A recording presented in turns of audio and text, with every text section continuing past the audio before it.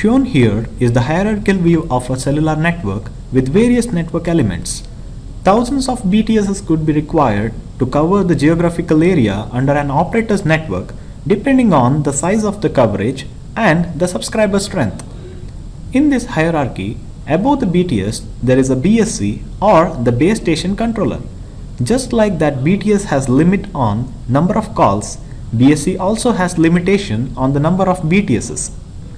Roughly, one BSC can support up to 100 BTSs. The MSC is on top of a hierarchy. An operator's network has at least one MSC, often many more depending on the subscriber strength. Mobility management is crucial for roaming and handovers. First, the HLR stores the permanent subscriber information. VLR keeps track of the location area inside the MSC area and temporarily stores the user information as long as the user is in its area.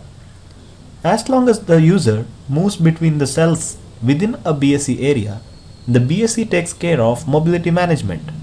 When the user moves to a new location area inside the MSC area, it updates only the VLR and nothing needs to be updated in the HLR.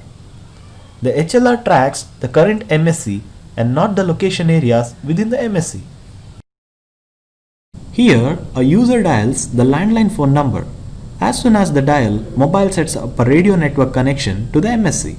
MSC routes the call to the PSTN operator network, and finally PSTN network routes the call to the destination through local exchange.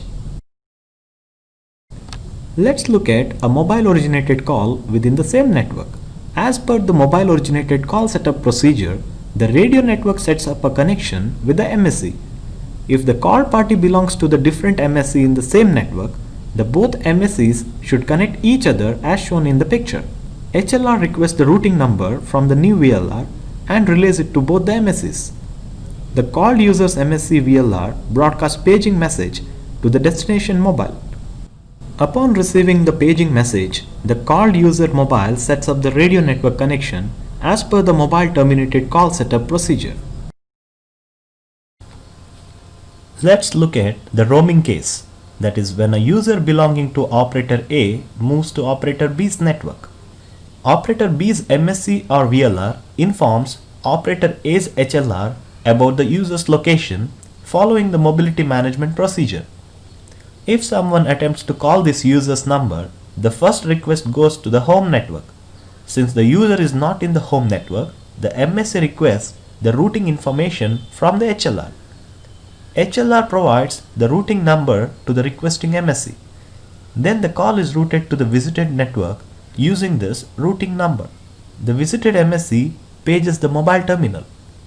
Upon receiving the paging message, the user's mobile sets up the